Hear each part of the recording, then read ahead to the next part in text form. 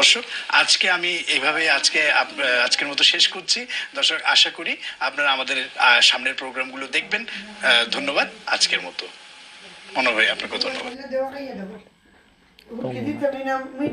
chicken দিতাম তোরা অতলা খাইয়া দেবো কিতা অবস্থা